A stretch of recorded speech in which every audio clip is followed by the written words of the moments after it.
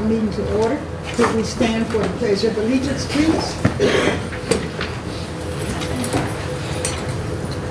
I pledge allegiance to the flag of the United States of America and to the republic for which it stands, one nation, under God, indivisible, with liberty and justice for all.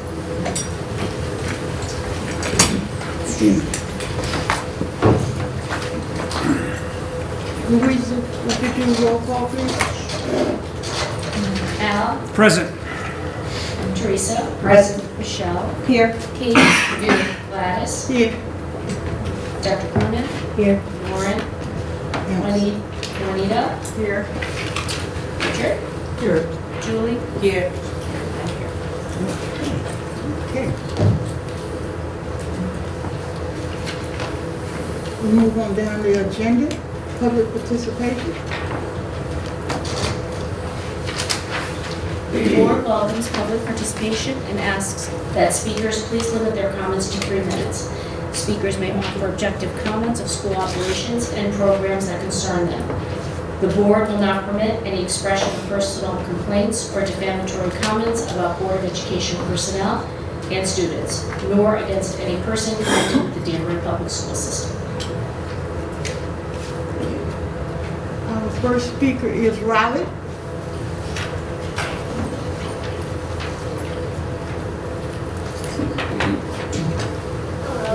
Hi. My name is Riley Lyman. I am speaking on behalf of the marching band. I am the brass section leader, and I'm here to thank you guys for supporting the band and helping us get our equipment that we need for this year. And thank you for prioritizing us getting a new band director for our season. I would like to personally invite you guys to our home show this year. It is next Saturday, October 5th. Competition starts at 6 o'clock and it will run until 9 p.m.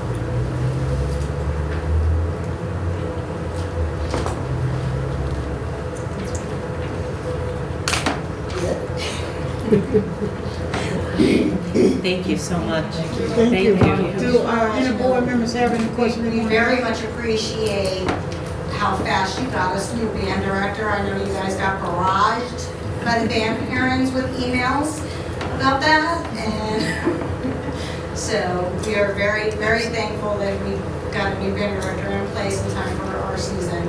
So, Thank you. Is Teresa? that 6 p.m. to 9 p.m.?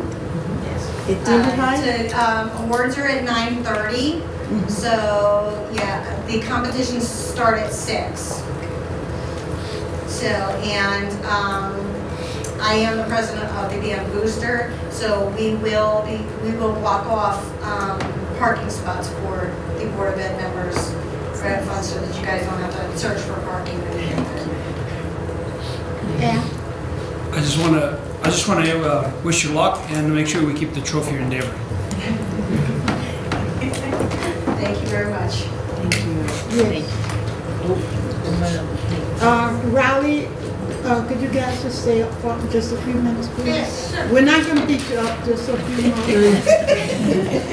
I just wanted to ask, how many members were in the band?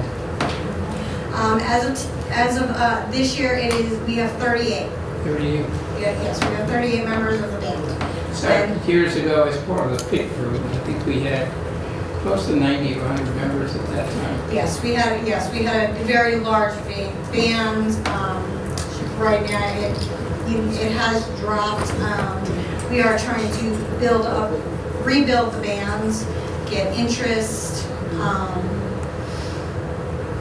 and get word out to the community and have students come and join the bands. These kids are honestly, they're the best group of kids I have ever met. There is literally no hazing. Everybody is accepted for who they are, and they're like their own little community. They help each other. If something goes wrong, they're always jumping out and trying to help each other. They are a great group of kids. I would like to get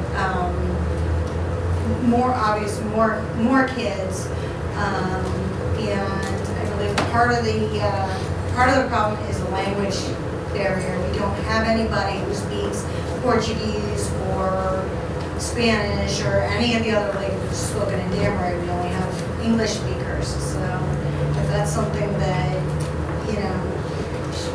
just point me in the right direction where I can look for, have, parents get it out to those parents so that we can include everybody and grow our band again. When I graduated from Danbury High in 1990, and our band was right about 90, 100, and they were in the Macy's Day Parade, and we were very big then, so we would like to grow the program again, and being the largest section in the state. We'd like to represent that. Excellent. I'm sure you'll be successful. Is there any more questions? Okay, thank you. Thank you. Thank you. Okay. Thank you.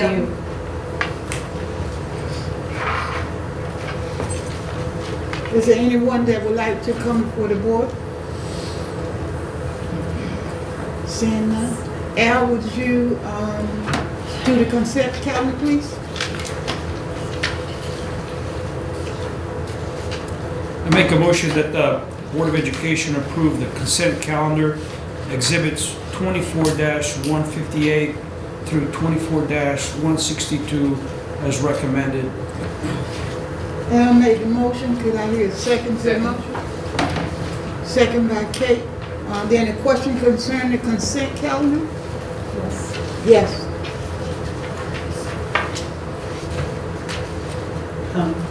I just, looking at exhibit 24-158 and 24-159, they do not look as if they are a complete overview of what went on those sessions. I would suggest that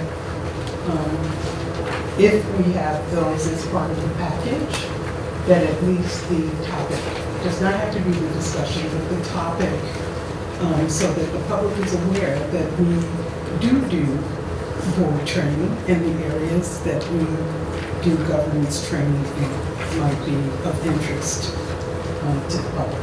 Thank you. We'll make sure that that will be something that we add on to our agenda. We're always looking to increase and let the public know what we're doing. So when we have workshops, let them know that we're going to workshops or whatever type of training that we're taking. Thank you. Any other question concerning consent calendar? Seeing none, all in favor, could I hear aye? Aye. Opposed? Motion so carried.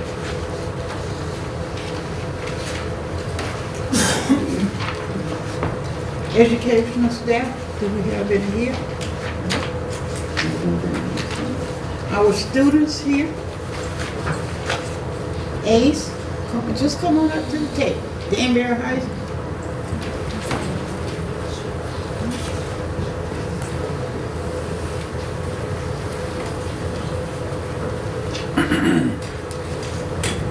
Will you state your name and what position that you hold? And on behalf of the board, we are happy to see you here tonight. And we are here to support you as far as education wise. So thank you for coming. Thank you. My name is Talali Bukota and I'm the president of UOG. I'm Eden Rogers. I'm the vice president of the Board of Governors. I'm Paulina Visconti and I'm the secretary of the Board of Governors. I can barely hear. I'm Lottie Chacon and I'm treasurer of the Board of Governors. We can't hear down here. Kim, could you? You might have to speak a little louder. Hello? Yes. My name is Talali Bukota and I'm the president of the Board of Governors. I'm Eden Rogers. I'm the vice president of the Board of Governors. I'm Paulina Visconti and I'm the secretary of the Board of Governors. I'm Lottie Chacon and I'm the treasurer of the Board of Governors. Thank you. So our first thing we wanted to talk about was the football game last Friday. It was a success. It was the whiteout theme. It was very well attended, and it was also the youth night, so cheerleaders and football players were there. Our senior photos are continuing into November. We also wanted to talk about Senior Fest. It's happening this Friday, September 27th from 2 to 5 p.m. And then our Spirit Week is going to be the week of October 20th to October 26th. So our themes are going to be anything but a backpack day, Throwback Tuesday, which is going to be revolved around the times 1980s and 1990s. Character Day on Wednesday. And then class colors and school colors. And then we're also, for our pep rally, we're also having student committees involved with planning it. And it's always just a really fun way for students to show their spirit and come together to represent their classes.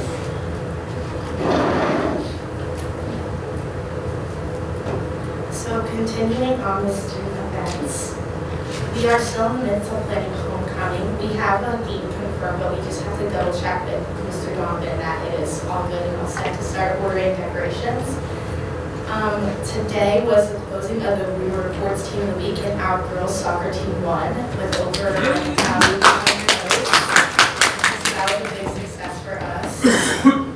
And then Senior Sunrise was a few weeks ago, and it was a great success, and all of the senior class was there, I want to say, and everyone was just sitting together, and it was a really great time for all of us. Next, we'll continue with the renovations that have been happening. So, the buildings renovations have been completed. Many of the students and faculty are very pleased with how it came out. Whiteboards have been installed on September 24th, which has been this week, and teachers have been using them, and they work nice, and kids can do their work and see clearly. So the next set of events that we wanted to talk about was parent and staff events. So our open house was September 16th. Parents came in and they were able to follow their students' schedule, kind of get to know the teachers and see what it's like inside the school. On September 26th, the principal's breakfast is being hosted for parents. So Mr. Donovan will have a Zoom meeting with the parents. They can kind of ask any questions that they have for him. It's just kind of a nice way to get to know the parents of the students at our school.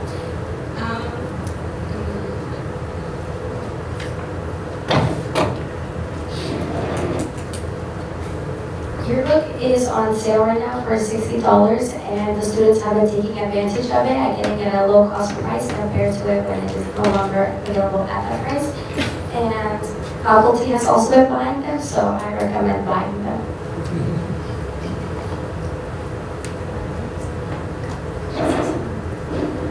Yeah, our yearbook prices go up as the time goes on. So right now in yearbook, we're trying to advertise as much as possible for students to take advantage of this deal and get it, especially if you're a senior, to see the good times. Any board members have any question they want to ask our young students? Thank you again, and we are so pleased to see you. Thank you. Thank you. Thank you. Yeah.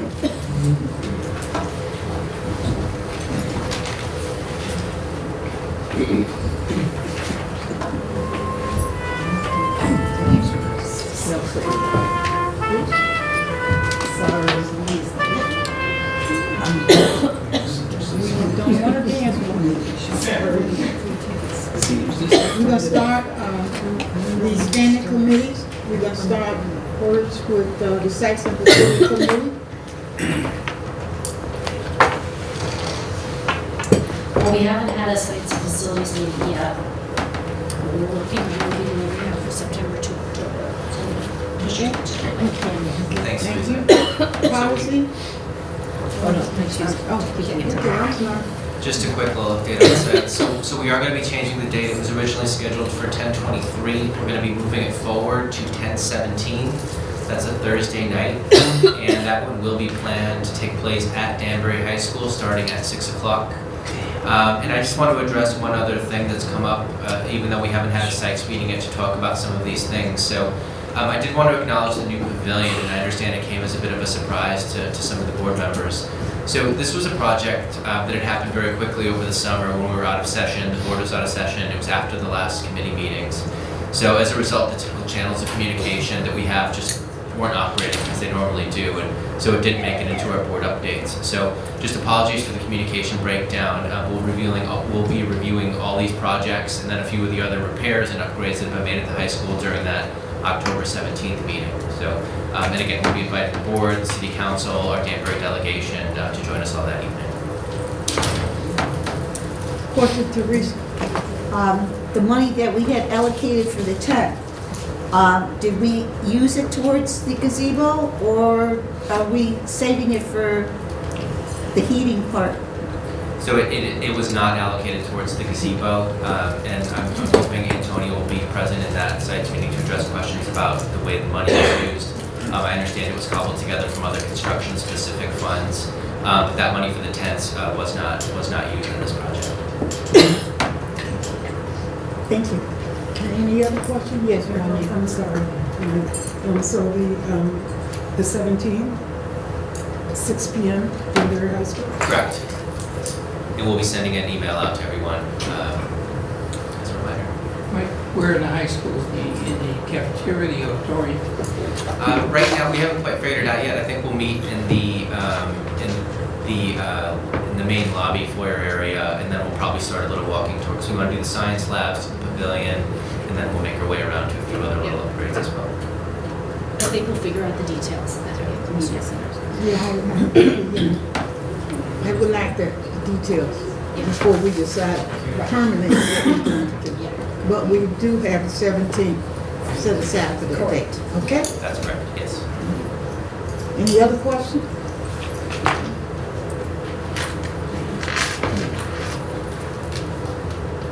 Policy? We have not had another meeting since our last board meeting. Our next meeting will be October 2nd. But we'll see there are a number of policies on the agenda this evening for second reading. Okay, thank you, Kate. Community relations while you're on the community. Sure, so we had a successful event on the 21st, Saturday, with Meet the Superintendent. I'm not sure Dr. Kesper wants to give any kind of update. We can skip down as part of the superintendent report, but I'm happy to report that we had a fairly nice turnout for Meet the Superintendent, which we also coupled up with a STEM experience for students. So we used the draw and excitement of STEM to kind of hold captive the parents that showed up to make sure that we could have a great a moment to communicate sort of the message around district goals, district expectations, and also some things that parents need to kind of pay attention to in regards to the code of conduct and some things that have been tripping kids up over the last couple of years with regards to things that they may have been getting in trouble in school. So it was not too long, but a nice moment to engage with some of the parents. They had some very good questions, very pointed and very good questions that I think we addressed, but it also provided some insight for me as to kind of where our work is. We had some great follow-up one-on-one conversations with some parents afterwards who are also looking for more information about the academies. The academies was a big topic on the question survey that we sent out. People wanting to just know more about it and understand it, and kind of taking some time to unpack some misperceptions about it, but also understand the opportunities. So that was lovely, and I want to give a huge shout out to the curriculum resource team and many of the volunteers that showed up. We had multiple tables that were running. We had engineering students, we had National Honor Society students, we had the robotics team that showed up, and we had our one of our academy groups. Also, I'm seeing some faces. Were you there also Saturday? Is that? I just know like in robotics. Oh, and the robotics team. Okay, they were phenomenal.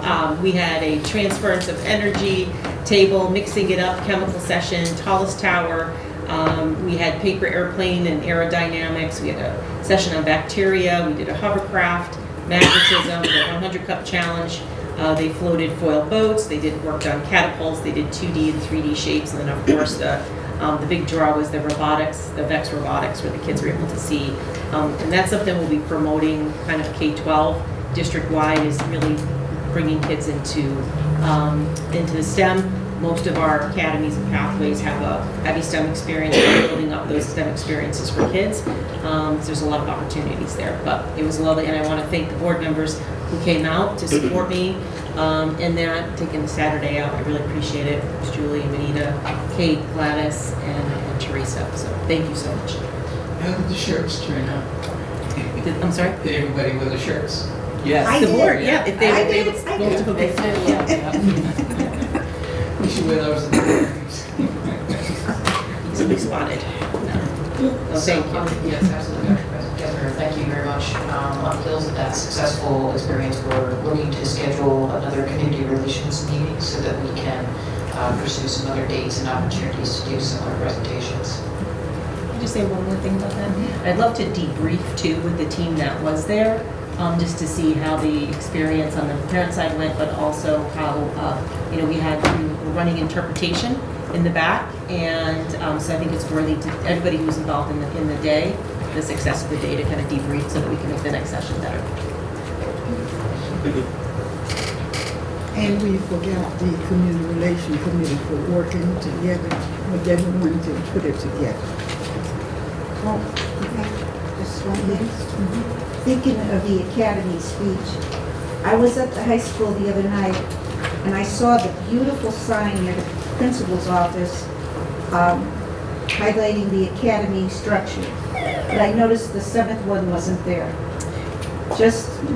It's not there, so, in case you forgot. No, but that was ordered quite a while ago, and Mr. Right. Donovan is in the process of getting the new columns updated, so it's gonna take time. He was kind of bummed that we kind of made those decisions kind of right afterwards, so, but it's coming. It's a beautiful sign. It is beautiful, yep. We got that idea from Cardis when we visited the building. They displayed their different groups in that way. Finance, Mr. Janelle? Gee, I apologize that the minutes are not available. I just haven't had the time to approve the minutes, but I'll summarize the meeting for us. The Finance Committee met on September 18th, 2024. All committee members were present. Mike Weaver presented and explained the year-end statement of June 30th, 24, having a positive favorable balance of $720,000, 0.5% of our budget. This was due to cost savings, freeze on spending, and not filling certain positions. Ed Aaron pointed out that our audit report to the state was filed 2 days early. I didn't capture the name of that, but that's not part of the city audit, it's the one, the educational, what's the name of that, Mike? EFS. PFS, the PFS audit there. That was done 2 days early. It also clarified the operating procedures for unused purchase orders. It further told us that this year, effective June 30th, 24, this is something that's interesting. The state allowed the Board of Ed to keep up to 2% of its budget if unused. Historically, this was returned to the municipalities. As suggested, the Board of Ed approved to open an account so that monies could be moved into this account. This account would have no time restrictions or would not be restricted to how to spend the money. For example, there was $1.4 million. There was $1.4 million that had been earmarked for moving costs for the new high school, which went unused, and part of, and as well as the $760,000 excess balance could be moved into this account for future use for us. The self-insurance IBNR incurred but not recorded was also funded to the city in the amount of about $2.5 million. This is a reserve for self-insurance that should have about 6 or 7 weeks of expenses on hand to cover any unexpected claims during the year.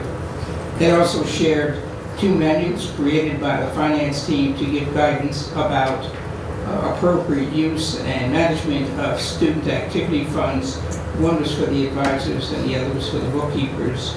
Mike Weaver had indicated there are about 40 to 45 of these accounts that are currently available. I believe we're also indicated there are still some pending entries to be made to the year end. Thank you. Any question? Teresa? I thought the $1.4 million was upcoming in this budget for the move. It wasn't in last year's budget. It's upcoming for this year.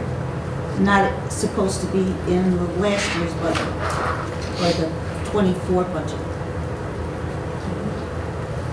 Yes, I don't think it was in last year's budget, but it was accounted for as a purchase order was put in as a placeholder because we thought the move was going to happen in the '24 fiscal year, but it's not. So we're going to cancel that requisition. I thought the fiscal year was for '25, the 1.4. That's when the expense will occur. Right, so he was saying it was under the old budget. Is the PO under the There old was budget? a PO under the old budget, yes. Okay, so it's not now in this year's budget.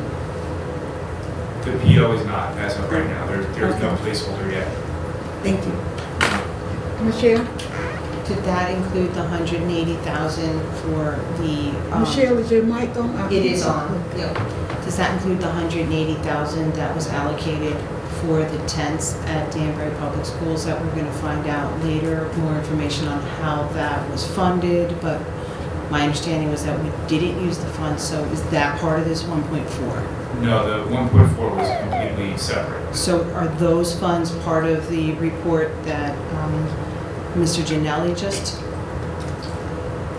kind of gave us a brief idea of the minutes that aren't ready yet? Is that money in the numbers that we were just discussing? No, I do not believe that money was spent yet, so it would not be. That was for this year. I just want to, okay, thank you. Any other question?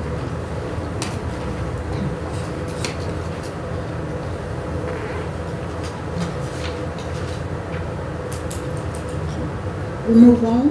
There's no other question, unless, Mike didn't have, we didn't have anything else to add to it, right? No, I did not. Okay, thank you.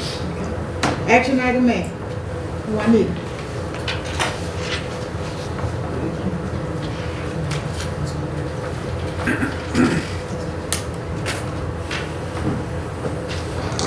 Action item A, June 2024 financial report.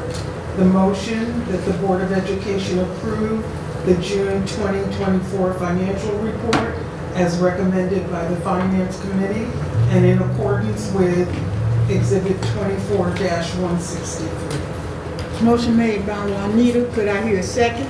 Second. Second by Al. Any discussion? We heard the financial report from before.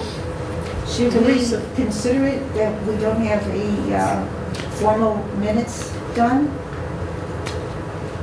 The minutes are, Go ahead. so the financial report was part of the packet inclusive here with the board information, so the minutes are separate. Okay. Any other questions?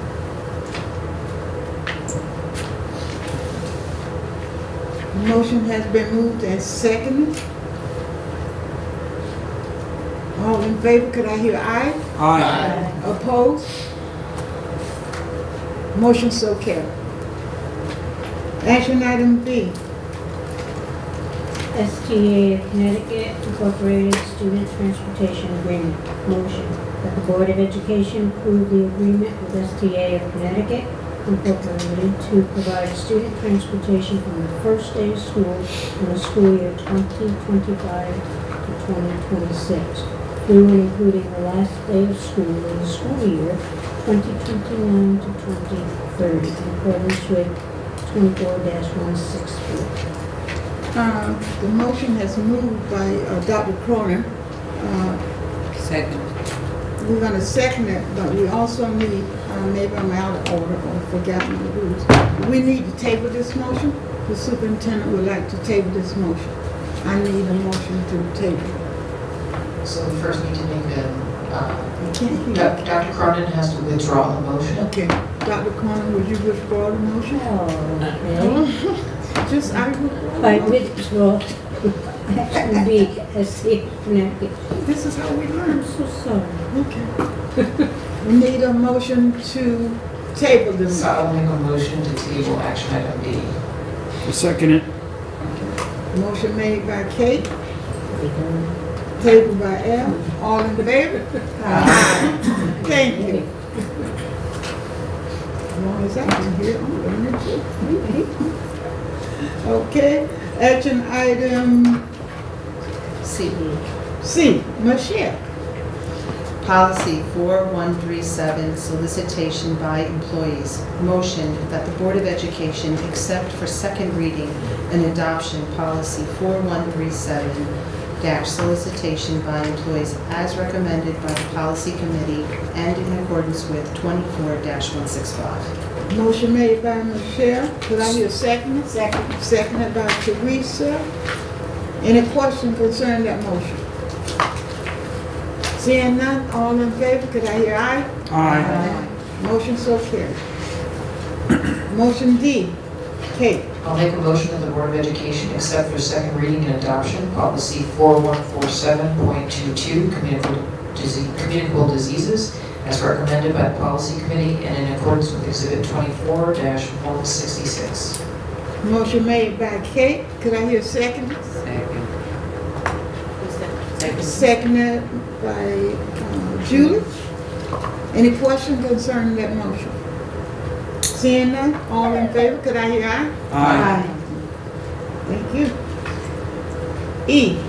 E, policy 4118.4/4218.4 electronic mail. Motion that the Board of Education accept for second reading and adoption policy 4118.4/4218.4 electronic mail as recommended by the policy committee and in accordance with 24-167. Motion made by Teresa. Could I hear a second? Second. Seconded by Al. Any questions? Seeing none, all in favor, could I hear aye? Aye. So I hear all ayes, there's no reason to ask for a vote. Okay. Motion so carried. Action item F, Mr. Janella. Action item F, policy 4118.51/4218.51, social networking. A motion that the Board of Education accept for second reading and adoption policy 4118-51/4218.51, social networking, as recommended by the policy committee and in accordance with 24-168. Motion made by Mr. Janella. Could I hear a second? Second. Seconded by Al. Any question concerning that policy? Seeing none, all in favor, could I hear aye? Aye. Motion so carried. Thank you all. May I turn it over to the superintendent? Board Chair. So we already went over the meet the superintendent details, so I'll go right down to the national social media threats. I think many of you have known, if whether you're in the school system or your board member or your parent at home, you've received a letter of some sort with regard to, at different points, some type of social media threat that we received in the school district.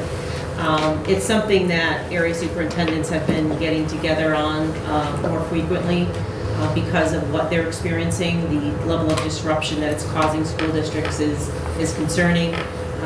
We haven't had to cancel school or close school or evacuate schools per se.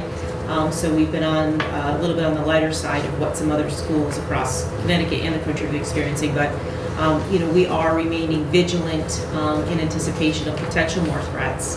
And we are also seeking guidance from the state. So the area superintendents and the state superintendents have requested from the state of Connecticut to issue specific guidance on a common approach. A lot of the school systems have been scrambling to address in individual ways and to come up with a united theme around how we approach the various types of threats that are coming is something that the superintendents, at least the ones that I'm in the circle in Western Connecticut, are very much interested in receiving from the state of Connecticut.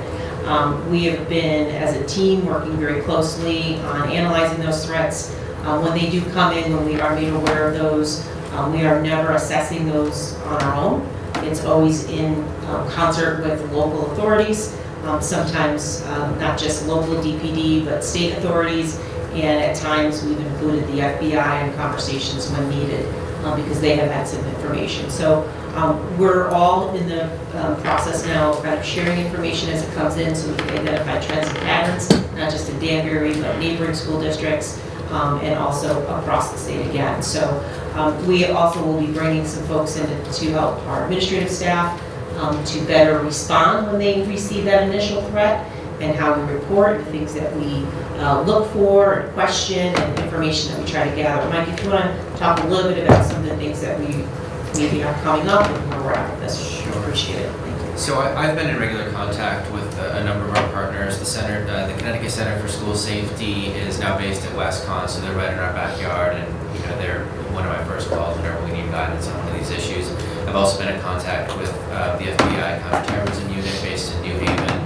They're going to be coming to talk with some of our principals and secretaries about what to do when you see one of these calls come in, or if you see something on social media, how do we respond? And then naturally we talk with Danbury Police, emergency management almost on a daily basis, and they're always one of our first calls whenever these things happen, and they provide us guidance. And then through them, they have connections to the Connecticut Center for Intelligence, which is a law enforcement specific intelligence center, so they'll pass information, especially if they hear about these things. Oftentimes they know about these things flying around on social media before we even learn about it, and so oftentimes Danbury PD will have a heads up by the time we call them, some of these things have happened. So everybody's we're working together on this, and I have a great deal of confidence that we're getting really strong guidance on this. Yes, Mr. Janelle. Sure. You mentioned that superintendents are talking about this. At these meetings, do you also invite the authorities, the local authorities, FBI, et cetera, so that the input from the authority goes out globally to all of the superintendents, in addition to specifically what Mike is addressing in terms of addressing our own personal district here? Yeah, so we did recently, I think it was last week, there was a meeting of all the superintendents in Connecticut, sponsored through the State Department, and there was state level authorities, law enforcement authorities there to sort of brief us on sort of the state of what's happening and our responses. And our request in that meeting was to provide commonality in our response so that we're uniform. So while no threat that comes in will always be identical to another school's threat, everything is situational, and you have to assess everything in its own merit in the context that it comes in. But in terms of a little bit more of a united approach on generalized response for different types of threats that come in, that we were looking for a little more guidance from the state so that we're all working together and approaching it kind of united.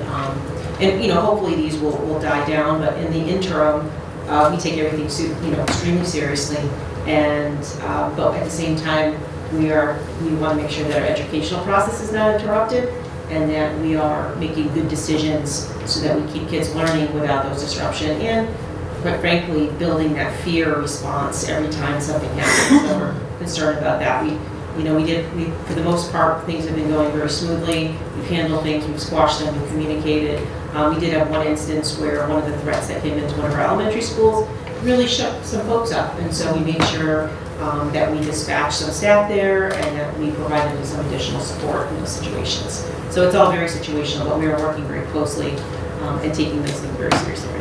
Thank you. Jude.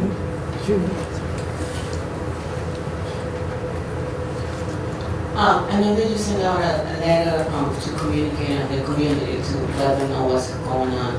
But have any response from the parents? I mean, have you been able to get any calls or concern from parents that have received this information? Thank you for that. We haven't received really any calls here. I think the schools may have gotten a couple of inquiries to the principals directly, like, hey, what's going on?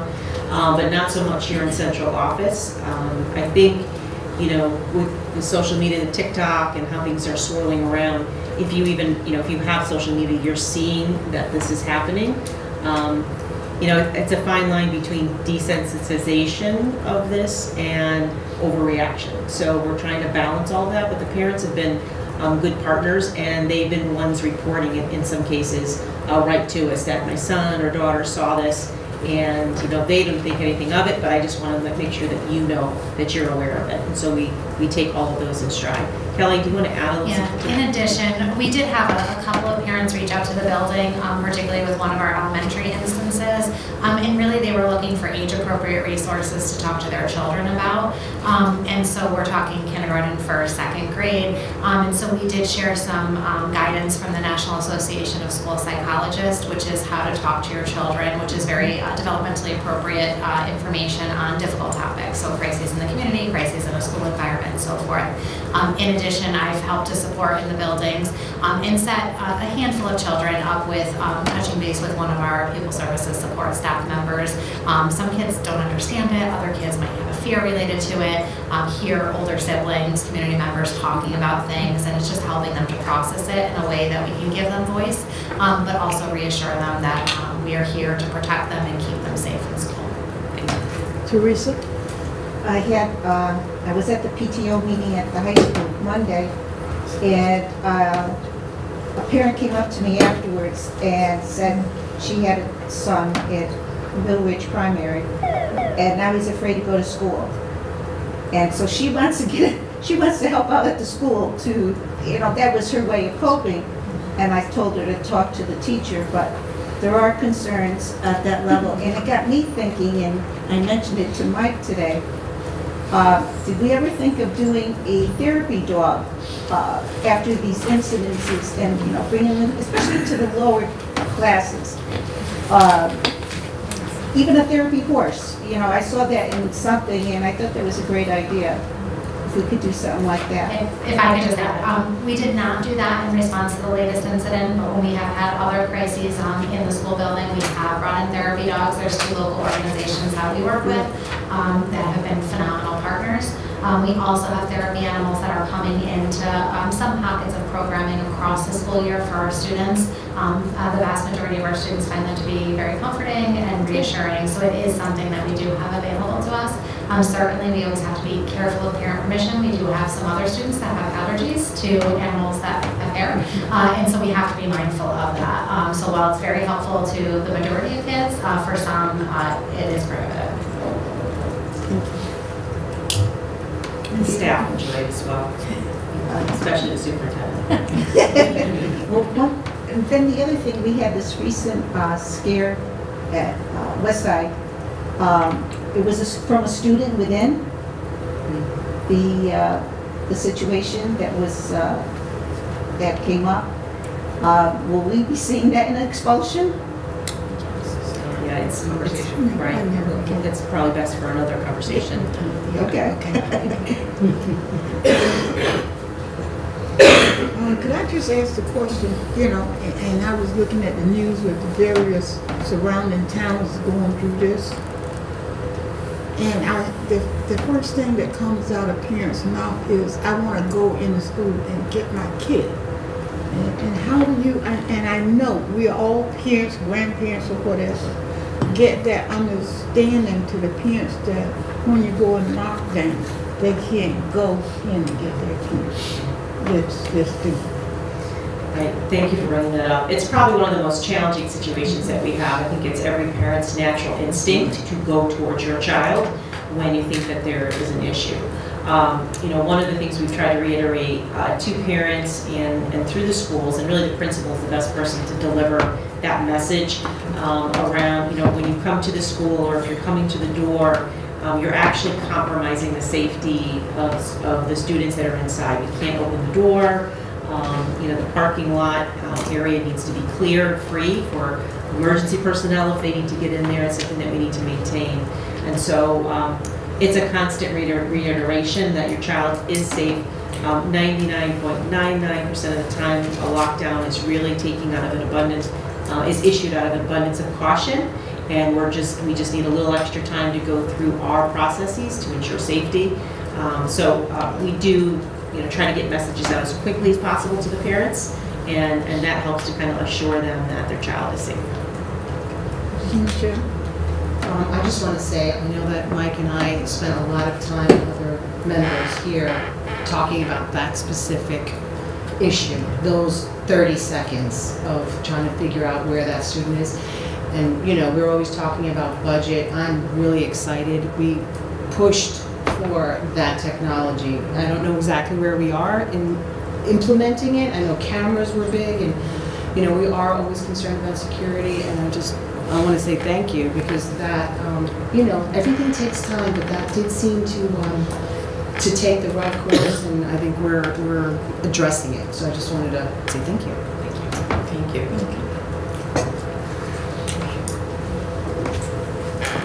Okay, and the next item is the industry partnership.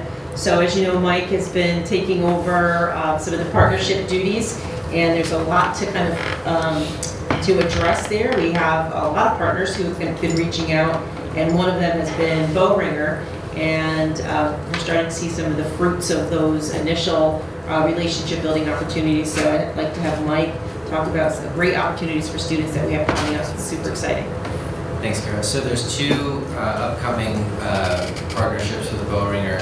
The second one here listed October 28th. The date on that is actually going to be postponed. They had some scheduling changes, so we're going to be pushing it back probably a little bit later into the winter. But the STEM Day on November 7th, this is one we're very excited about. We're going to have 50 students from STEM-related academies currently. They're going to be put on a bus. They're going to go over to Bowringer. They're going to spend the day in a carousel meeting with professionals, getting demonstrations, having, just conversation with, professionals and director level folks at Bowringer about what their job entails, what it looks like, and job shadowing where appropriate.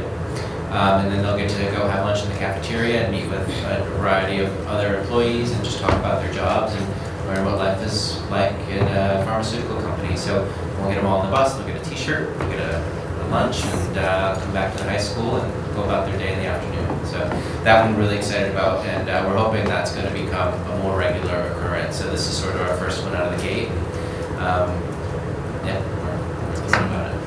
Can you tell a little about the law day? Law and business? The Law and Business Day, right, this is the one that's going to be on hold for a little while. But I understand this one is going to be their legal and compliance department. So the, essentially lawyers and paralegals talking about just what that life is like in a corporate environment. The sorts of things obviously specific to pharmaceutical companies, things like copyright patents and such. And that'll be another half day for students going into law pathways on their own pathways. That one's probably going to be November or December when it comes back around. So more on that as it approaches. Thank you. Mr. Devine?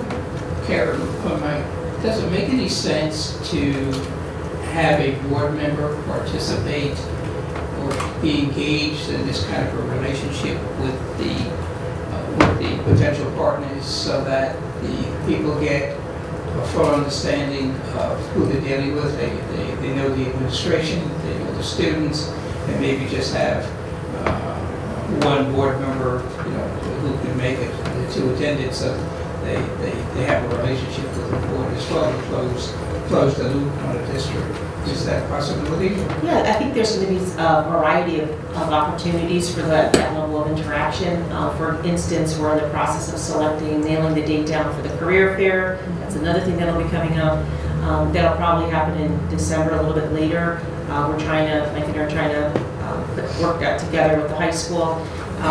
And the idea that, we have some of our board members, they interact with, if we're bringing in 50, 60, 70 different industry partners to come in and interact with our kids, it's wonderful to engage with them and to thank them for the partnership and to, show the level of commitment. So there's definitely opportunities. I think the one in Bowringer is a little bit more of a limited engagement for the students. I know we've had staff that have asked to go already, but there's going to be a variety of opportunities, I think. And in addition, once the advisories get going, there'll be opportunities to meet with those advisories to hear what they have to say about cutting edge experiences in their industry and how we can stay relevant with the curriculum.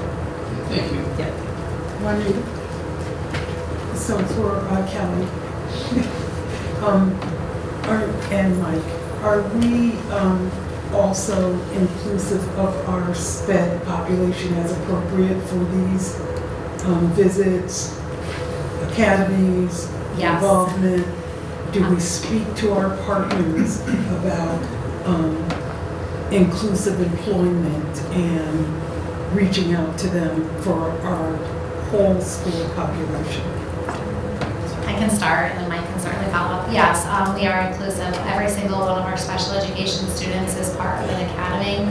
There are a variety of different needs that those individuals have.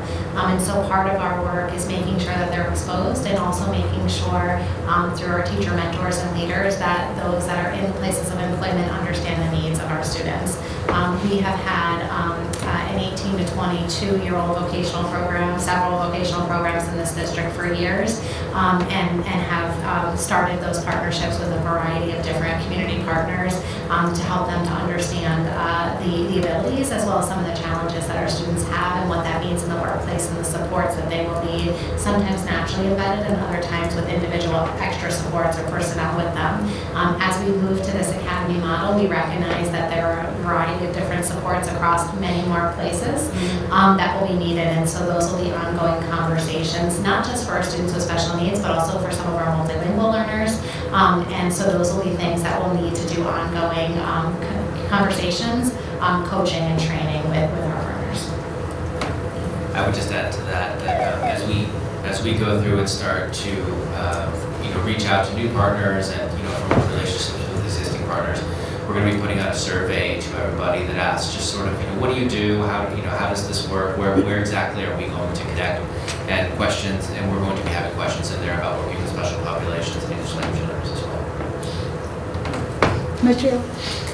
Just one thing, with the partners that we're developing, so we have influence with certain parts of the community. I'm not sure how much of a commitment it would be. Are we gonna get that breakdown? Like if it's somebody who's like, listen, I can give, a day a month, a day a week, what are these programs? How much do you need for us to say, hey, you know what, you might consider this? Right, so, thank you. So generally, we talk about time and talent. We don't ever come out of the gate asking for money, right?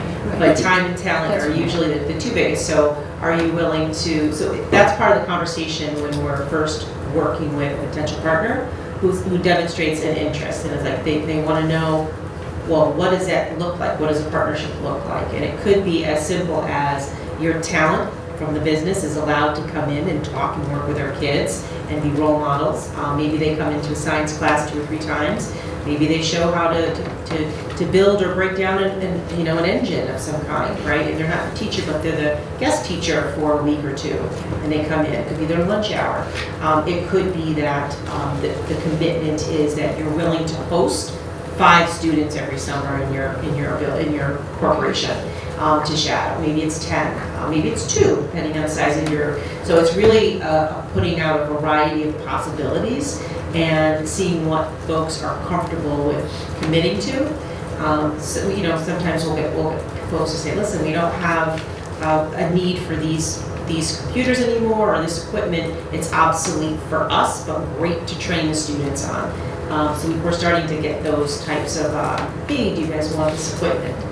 We're trying to figure out the process for receiving and saying, no, we don't really want all of that, or yes, this is going to be helpful for us. So it's we're working through some of those pieces. If you could put something together, because then if I knew, then I might say, hey, you know what, Sure. we've got extra time. I just wouldn't know exactly how much time, so we've got Absolutely. something. Pretty sure we have something together, developed or that you we can can get out to you.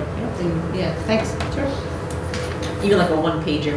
Yeah, just ideas that you're looking for. Okay, and moving right along, we have, why don't I have Kelly finish up with DCF collaboration. We have a great new program and an opportunity that kind of came as a result of a relationship that was built, which I think is great. So I'll let Kelly talk about it. As many of you are aware, we partner with the Department of Children and Families, DCF, quite regularly. They are a resource and support to many of our students and families, and sometimes we are partnering with them on child abuse or neglect cases. And so through a connection that we made with them, a new local area director, what they have decided to do is assign a liaison to each one of our schools. And what that means is it will be a person that currently works for the State Department, or for the state, I should say, through the Department of Children and Families, and they will be a contact that we can utilize when we have questions. And so this might be a question about a resource for a family. It might be a question about, does this rise to an abuse or neglect? Are there more questions we need to investigate? There was a change in legislation. It used to be when you had a suspicion of abuse or neglect, you immediately stopped your investigation and made a report. They have now loosened that legislation a little bit, and what that means is they are looking for school personnel to investigate a little bit further. And the reason for that is that the Department of Children and Families is being, or one of the reasons I should say, inundated with reports, and some of which probably don't belong there and are better to be addressed. Sometimes it's just a support that is needed or an education, with a parent or family member. And other times there are definitely cases that need to go forward. So this liaison will help kind of twofold. It'll help us to tease out if we feel that we need to ask more questions in the school setting, to make a determination of whether or not this rises to, an investigatory case with the Department of Children and Families. But also it'll be a contact and a resource that we can utilize to say, hey, we're having a situation with a family, a child needs XYZ resource or support, can you lead us in the appropriate direction? So I really am excited about this partnership. I think it'll be a good resource. We are just finalizing some of those connections. We'll then roll it out to our administrative council, and then we will give some feedback on how that's going. There is also a potential opportunity to outpost a DCF worker within the district somewhere at some point in time. And really that person would serve as another liaison in another liaison fashion, and so that's something we're also exploring. We still will maintain, and I want to make it very clear, children's rights. We will not have students sitting down working with the Department of Children and Families unless that has already been arranged outside of our control. These partnerships are really meant adult to adult to help benefit a child.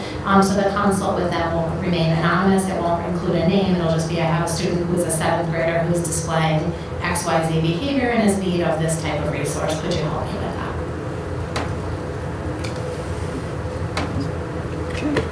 I do have some questions regarding that. Like the parental, like if I was a parent and you wanted to observe my child, would you have to notify me? Michelle, could you cut your mic? It is on. It's on. I'm turning my hand, it's on. Would you have the right as a parent to say I do or I don't want that child? Because I know that there was the ability to put a letter in your file and say I don't want DCF having any communication. Like I know that there are certain legal, so I'm not sure what these changes are. Will you be bringing that to the board's attention? Just can answer the question right now. Great. No DCF worker is allowed to speak to a child without parent consent, with an exception. The exception would be an immediate risk or danger that child is experiencing, and the parent is the suspected individual. In those rare circumstances, the need to protect that child comes first. Other than that, these DCF workers are meant to be adult support, so they're meant to support our teachers and our administrators in making decisions that are in the best interest of families. They will not be allowed to go into classrooms and observe children. They will not be allowed to work directly with children. That is not their purpose of being in the schools. It is really for adults. The only difference there would be is if DCF was involved with the student and family already and we had consent, then we wouldn't prohibit them from doing so, but it would only be with express consent from a parent. The worker will also not be investigating cases directly within the school. They will just be a resource to us. Perfect. Thank you. You're welcome. Thank you for clarifying that. Okay, and the last item is just about another opportunity that we've been granted through a statewide Family Center Engagement Grant, and I've asked Ann to come speak to it. Amber, once again, gets picked to participate.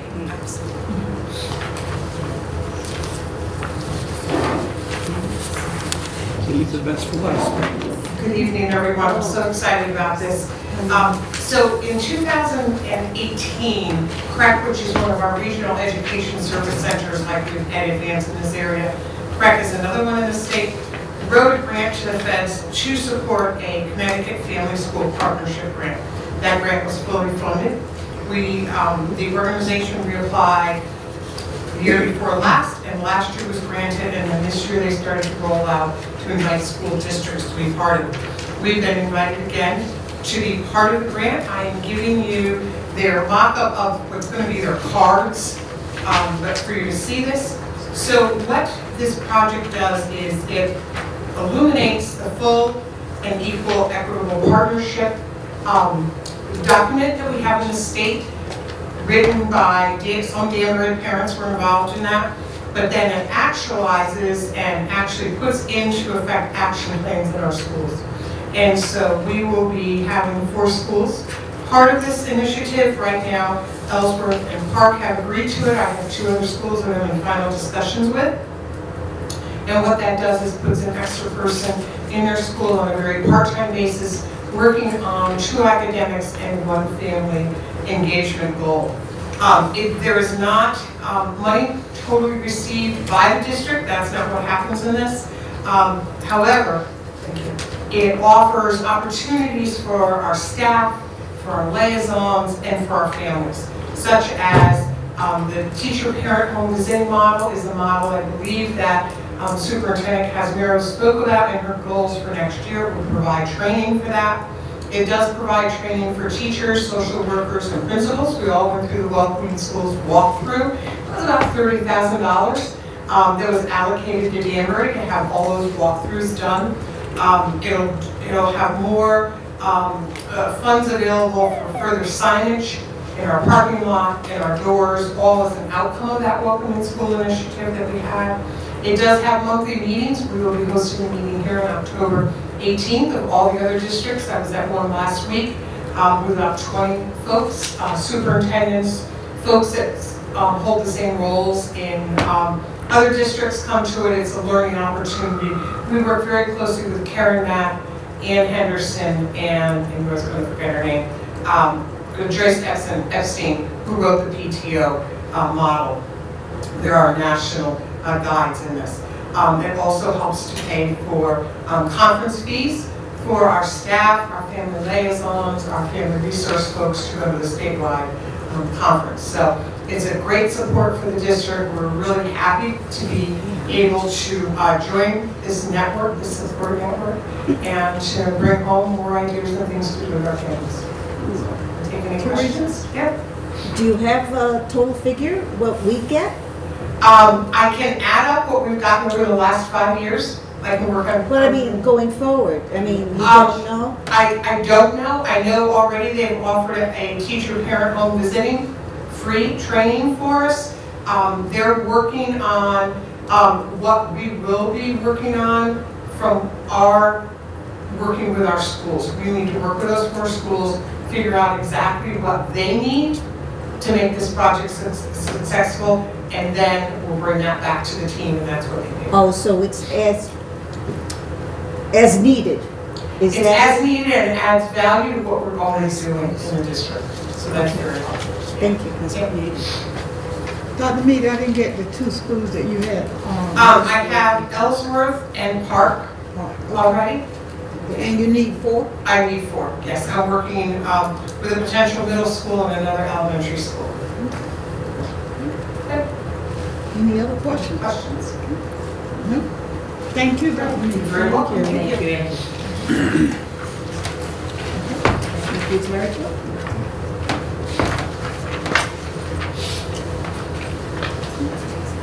Okay, board chairperson report.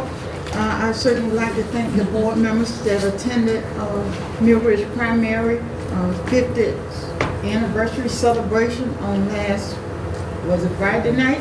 Yes. And it was they had a beautiful display. And we met some young people that had attended the school and had attended back. And it was very exciting. So Teresa, and who else? Al. And myself, and Dr. Cronin.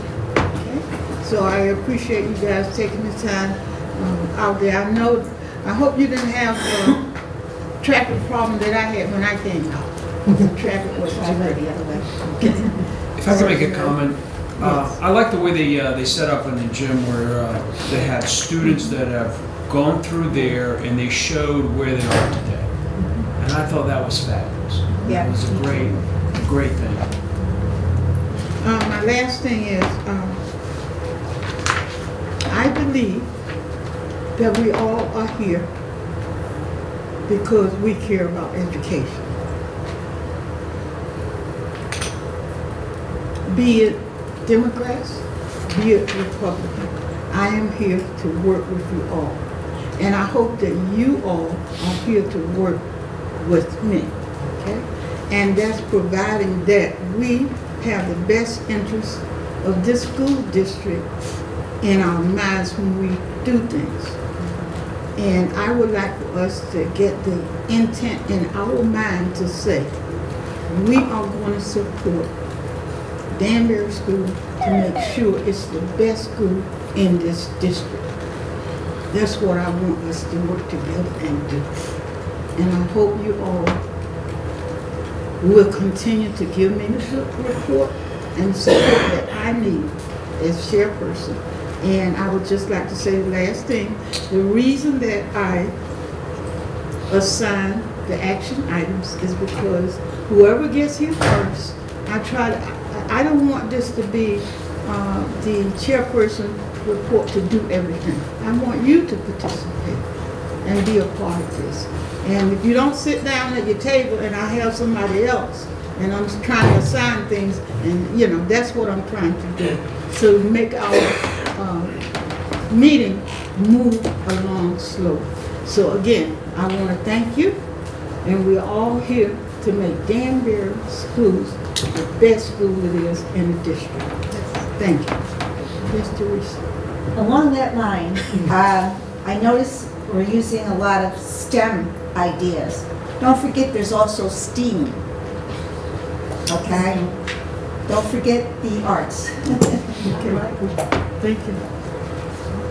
Being no other information? Yes, so what was the theme that you presented, the best urban? So our goal in this school district is to be the best urban school district in the state of Connecticut. And thank you for bringing that up. That's something that our principals have been hearing repeatedly in every meeting. They're looking at data across the state. We're looking very deeply at our own data as well, because you have to have a plan on how to get there. And that's what we're working on now. So there's no reason we can't be that.